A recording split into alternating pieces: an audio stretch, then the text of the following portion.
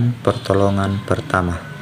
Pertolongan pertama atau biasa disingkat dengan PP adalah pemberian pertolongan segera kepada penderita sakit atau cedera atau kecelakaan yang membutuhkan penanganan medis dasar.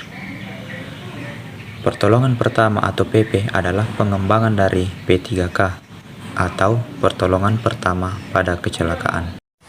Selanjutnya yaitu tujuan dan prinsip dasar dalam pertolongan pertama pada kecelakaan.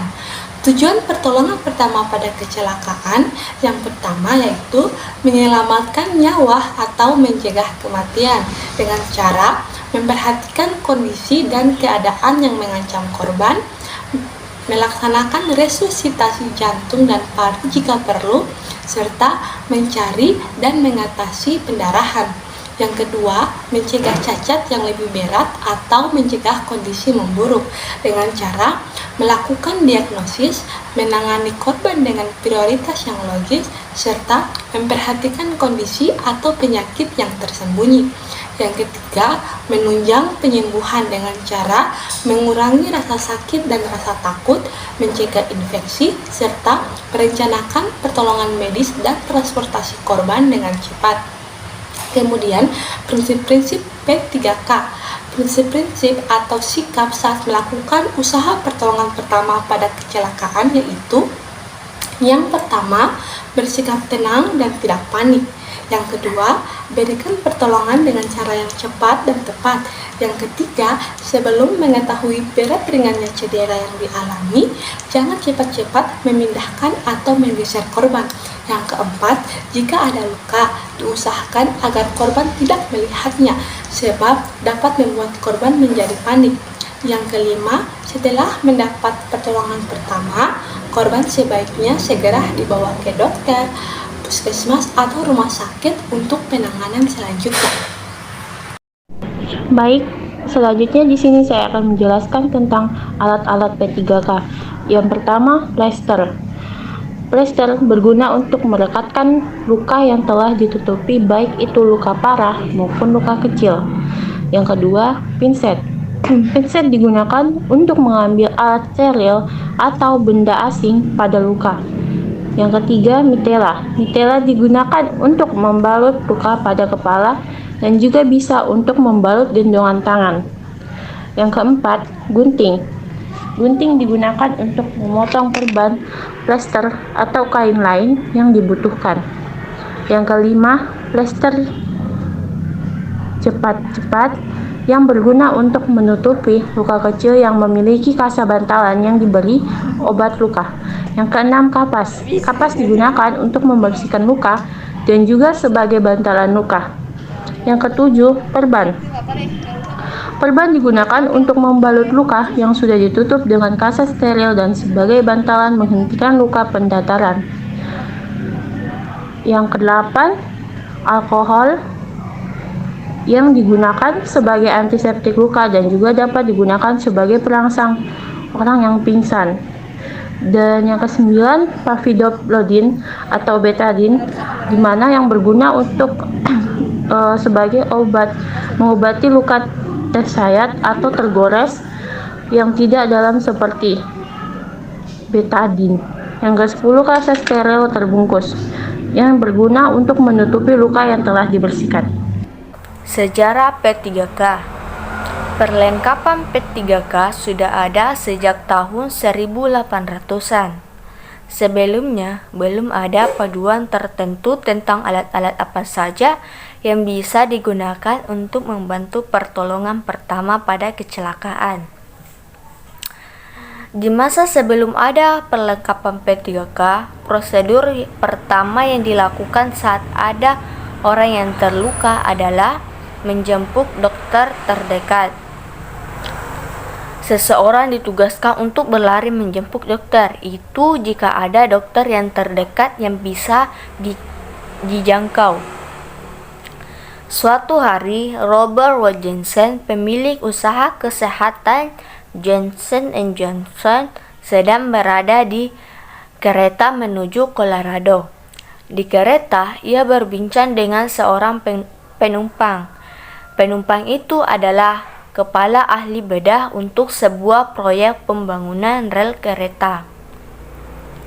Ahli bedah ini pun menceritakan keadaan para pekerja yang sering mengalami cedera, namun terkadang jauh dari lokasi pertolongan kesehatan.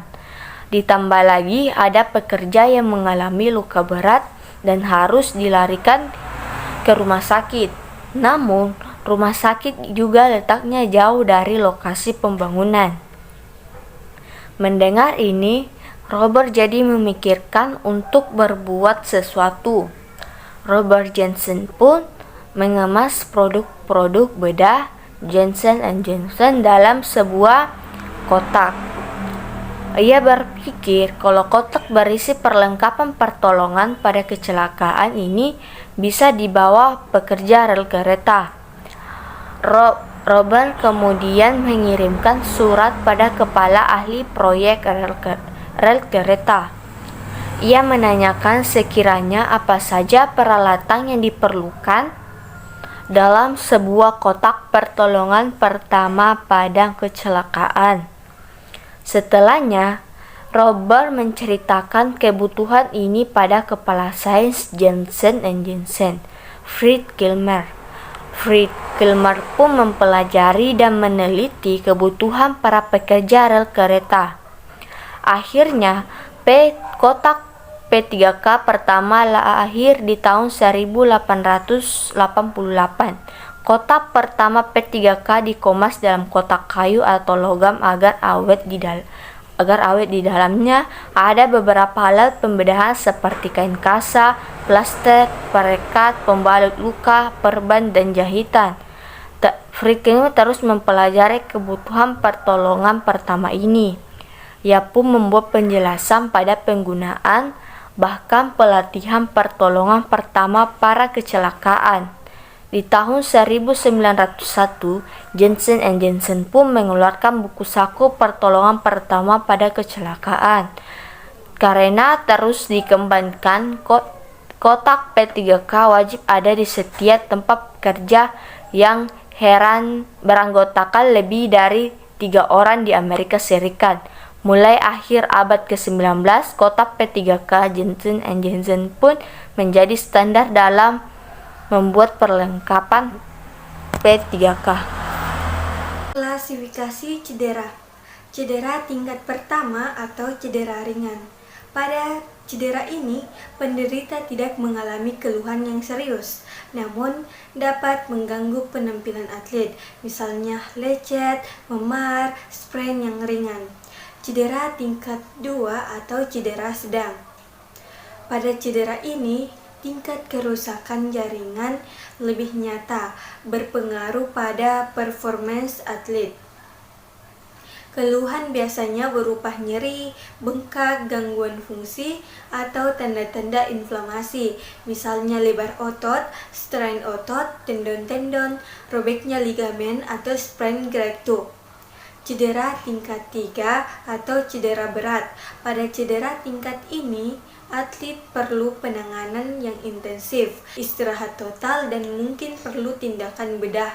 Jika terdapat robekan lengkap atau hamper lengkap ligamen atau sprain grade 3 and 4 atau sprain fracture atau fraktur tulang. Assalamualaikum warahmatullahi wabarakatuh. Perkenalkan, nama saya Anissa Lutfiani Ridwan. Baik, di sini saya akan membahas tentang tindakan-tindakan dalam P3K.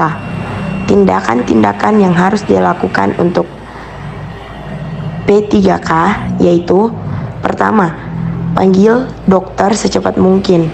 Bila dokter tak segera datang, langsung antar korban segera ke rumah sakit. Dan yang kedua, hentikan pendarahan apabila terjadi pendarahan.